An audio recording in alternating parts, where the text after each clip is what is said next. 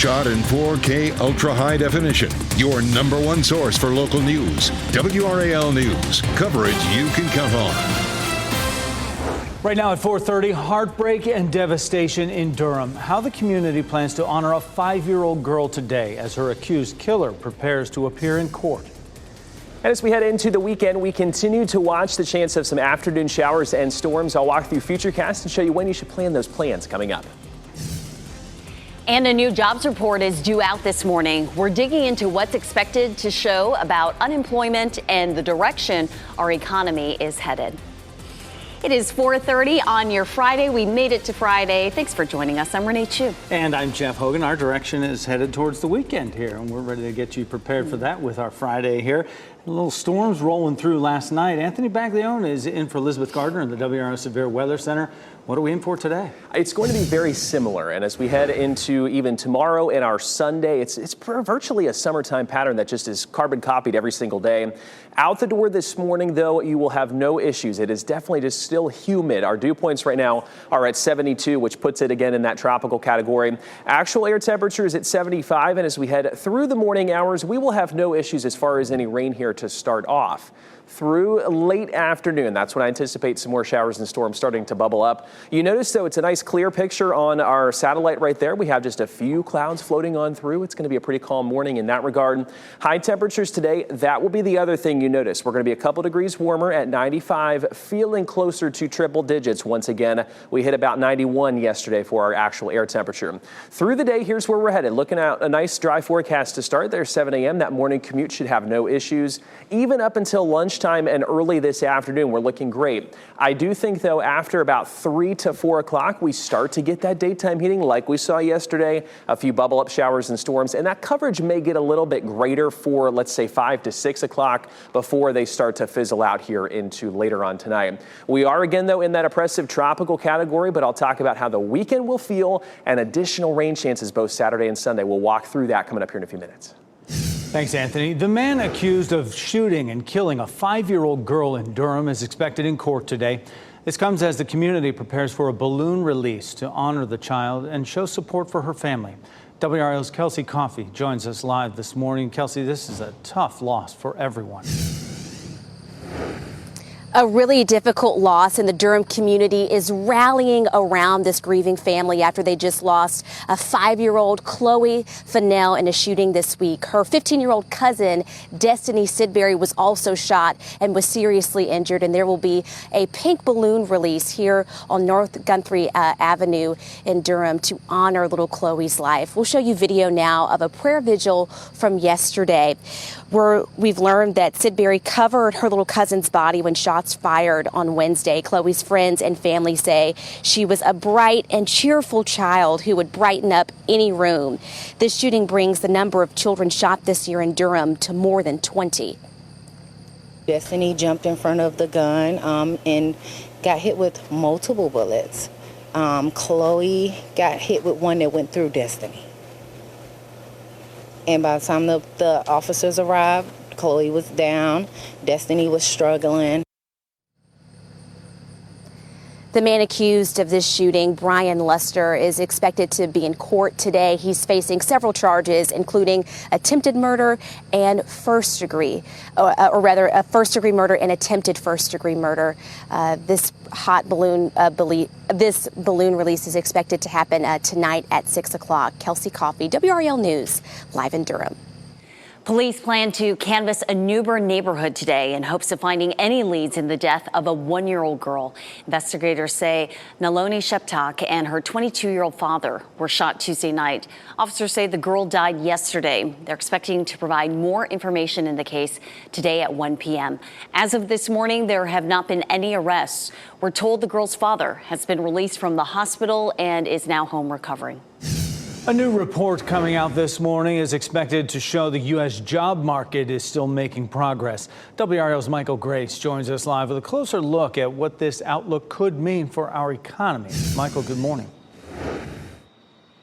Yeah, good morning, Jeff. And experts are saying that expectations have been far exceeded this month for the jobs report, and that's mainly due to the private sector adding so many jobs. Now, ADP, they handle payroll for the private sector, and they said that they added almost 500,000 jobs this month.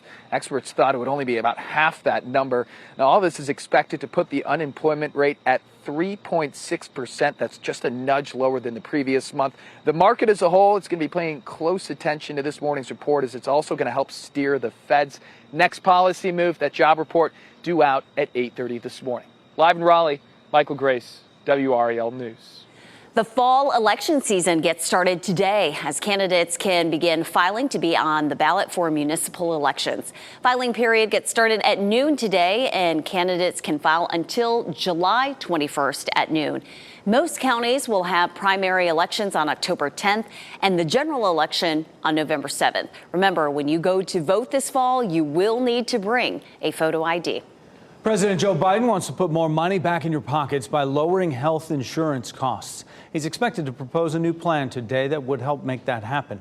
Sources close to the matter say it includes cracking down on short-term insurance plans. Lowering health care costs has been a consistent push from the Biden administration. Free vaccines may be at risk for North Carolina children. The CDC is telling states it will cut federal funding for the program. It provides vaccines at no cost to children who might otherwise be vaccinated.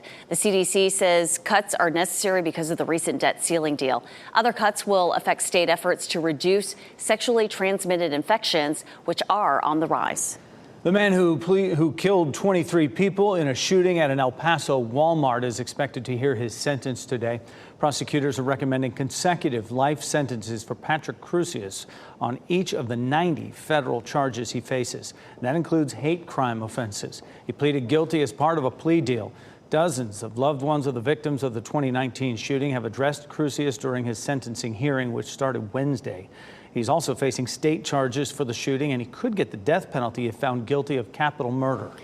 This morning, NC State fans remember former football coach Dick Sheridan. For many of them, Sheridan is the greatest coach in program history.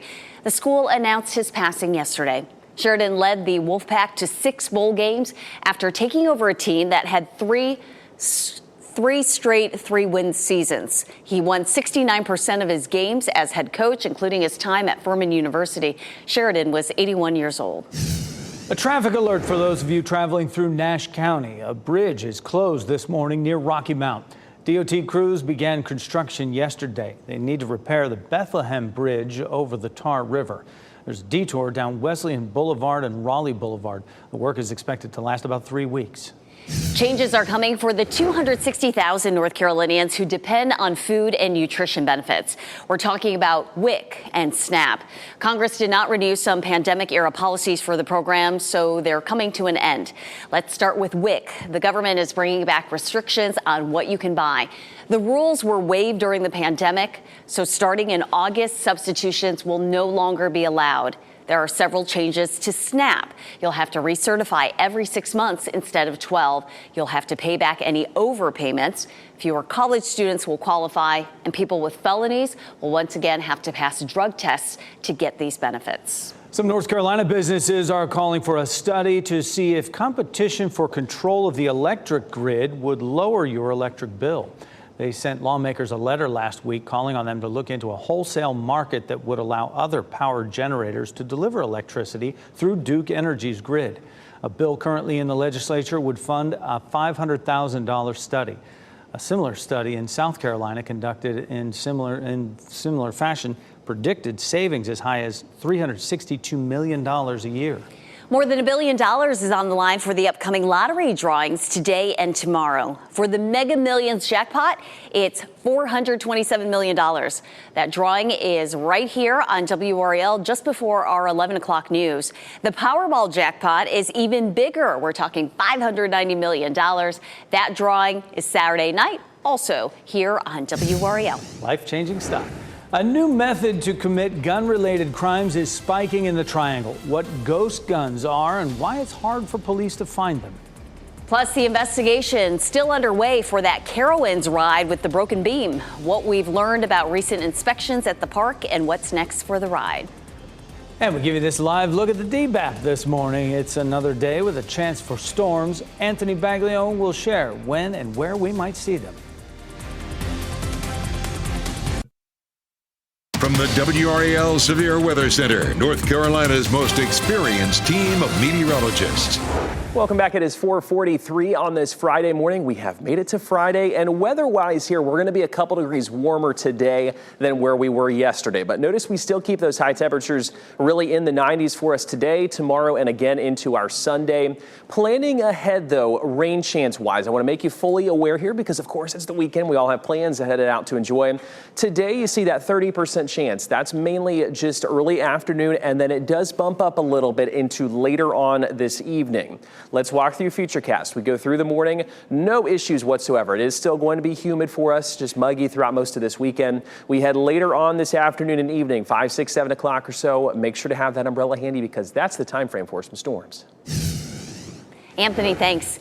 Criminals are turning to a new method to commit crimes and make it harder for police to find them. They're going online to buy ghost guns, which have few protections to prevent convicted felons or even children from buying them. Manufacturers say they are for gun enthusiasts. Police say the use of ghost guns for crimes is increasing dramatically. WRAL Investigates found Durham police saw no ghost guns as recently as 2019. Last year, they saw 71. 12 states and Washington, D.C. have passed laws regulating ghost guns. North Carolina is not among them. State inspection reports you see right here, obtained by WRAL, show there have been no violations on any rides at Carowinds for the past 4 years. That includes the Fury 325 roller coaster that is now closed because of a support beam break. Carowinds says the support column with the break will be replaced with a new column next week. The State Labor Department investigation is still happening, so they can't comment on it. Carowinds plans to do significant testing and have a third party test the ride before it's open for the public again. That date hasn't been set. New developments out of Washington, D.C. this morning regarding the cocaine that was found inside the White House. The Secret Service says it plans to wrap up its investigation by next week. As of last night, investigators had yet to receive results of the DNA fingerprint analysis. However, they're already reviewing visitor logs. The bag of cocaine was found in the West Wing inside a cubby. It was in an area where staff-led tours take place. The cubbies can be used by visitors or staff. A heads up to parents. New science standards for North Carolina's K through 12 students will push for more hands-on learning. The State Board of Education approved its first update to the state's science standards since 2009. The main change is to rephrase the standards to encourage more interactive lessons. It's part of the state's effort to emphasize scientific and engineering practices in everyday learning. Schools will start implementing the new standards this year with full implementation during the 2024-25 school year. North Carolina now has a new voting system for upcoming elections. It comes from Election Systems and Software. The state board unanimously approved the move yesterday. The system has more memory than the system it's replacing, but it will work the same. It's not connected to the internet and produces a paper ballot for every voter, even those who have to use a touchscreen because of physical limitations. Democrats and Republicans on the board spoke highly of it. Here is Republican Stacey Eggers. Confidence in our election process because we do have 100% paper ballots, and the equipment that we're being asked to review and certify has been tested by both the Federal Election Administration, by our staff, and also by a private laboratory. The new voting machines will be available to counties that need to upgrade older machines. Each county can decide for itself whether to buy the new system. The first medicine proven to slow the course of Alzheimer's is now fully approved. Yesterday, the FDA granted full approval to the drug Leqembi. Now the Centers for Medicare and Medicaid Services will have to change how it covers the drug, meaning it will broaden access for up to about 1 million people with early onset Alzheimer's. Without insurance, it costs more than $26,000 a year. Federal officials believe dangerous magnetic toys are still being made despite being banned. 5 on Your Side says the warning from the Consumer Product Safety Commission involves these high-powered magnet sets from Carolina Milano. These small magnetic toys were banned in October 2022 because they're a swallowing hazard for kids. The CPSC believes the Israeli manufacturer kept making them after the ban, but they aren't sure because the company is not cooperating with the investigation. If you have these, throw them away. The tourist who was caught carving his name into the Colosseum has reportedly apologized. His lawyer says he sent an apology letter to the local prosecutor's office in Rome. In the letter, the tourist claimed not to know how old the 2,000-year-old building was. He wrote, "Only after what regrettably happened, I learned the antiquity of the monument." The prosecutor's office has not confirmed receipt of that letter. The tourist hopes for a plea bargain in the charges. 4:48 is the time right now, and Anthony Baglione, the WRAL Severe Weather Center, with a look from one of our WRAL live cam network cams. And Anthony's going to be another hot one today. It is, yeah. Temperatures today a little bit warmer than where we were yesterday, but I know the big question is, do we get rid of the humidity that we've been seeing here for the last little while? That really does stick with us through the weekend. I don't see any big changes in that in the foreseeable future, so we're just kind of locked into this pattern where we get the daytime heating, we get some storms, we lose the sunset and everything in the daytime heating, and it starts to go away. But right now we're sitting nice and calm. You saw that Lewisburg camera right there. We are at 75 in Raleigh and Durham. Good morning to both of you. 68 in Roxborough, 69 in Goldsboro, 71 in Rocky Mount. So really not a bad morning whatsoever. We have just a few clouds floating on by, and it's going to be pretty calm here to start. We're starting off there, of course, in the 70s, but we're going to be quick to warm up this afternoon. Right about 95 is what we're going for, that afternoon high temperature. And it likely will feel 100, 105, kind of in that range once again, but I don't anticipate a heat advisory coming out for us today. We're going to stay right under that criteria of where it has to be 105 for a sustained couple of hours. I think we could just see about 105 for a little while, so just keep that in mind. Here's Futurecast as we go through today. So starting off nice and quiet this morning, we'll go for partly cloudy skies this afternoon.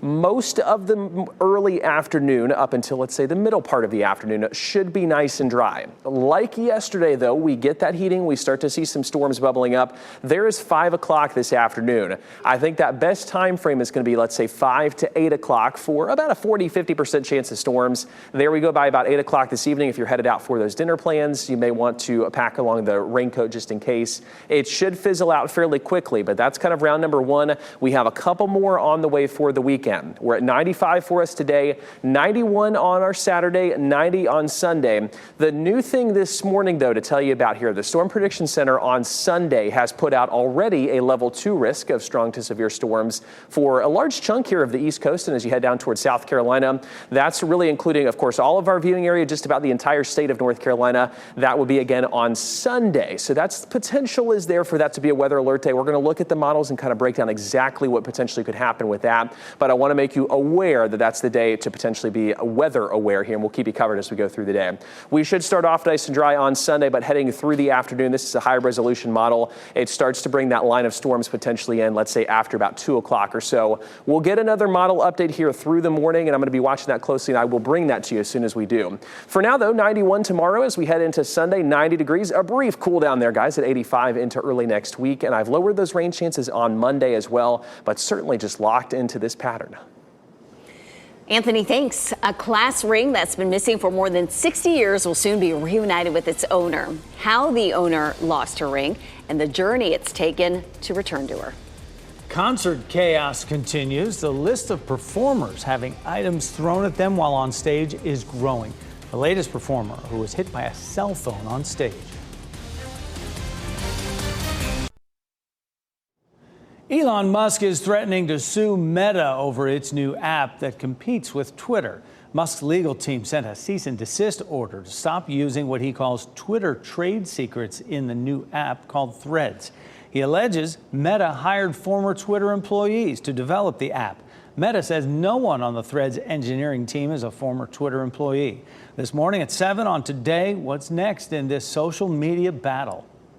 It's hard to say exactly how serious this is until it gets into the courts, and we see what the actual accusations in the evidence to support this is. Meta chief Mark Zuckerberg says more than 30 million people signed up for Threads in the first 24 hours. A woman who grew up in Rocky Mount is reunited with her class ring after she lost it nearly 60 years ago. Virginia Robbins graduated from Then the New High School in 1955. Her family says she was wearing her class ring while doing yard work one day in the 60s and lost it. Last week, a metal detecting club found the ring buried in a Rocky Mount park. They found the initials on it, put out a message on Facebook, which was seen by the owner's family. Virginia Robbins is 86 years old and lives in Greensboro, but her sister is still in Rocky Mount. She was able to meet the man who found it and says her sister is overjoyed. Couldn't wait to call her. She was so excited.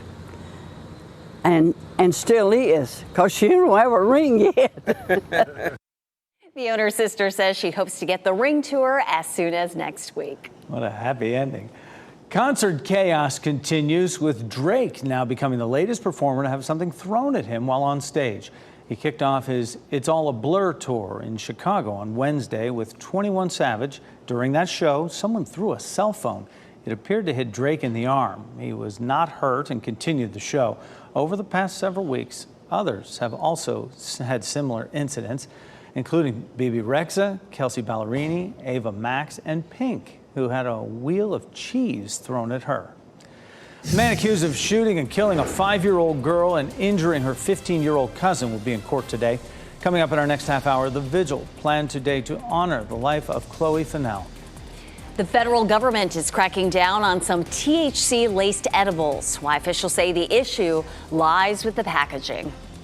Plus, how much money do you need to live comfortably? We'll break down a new survey and the price tag most Americans settled on.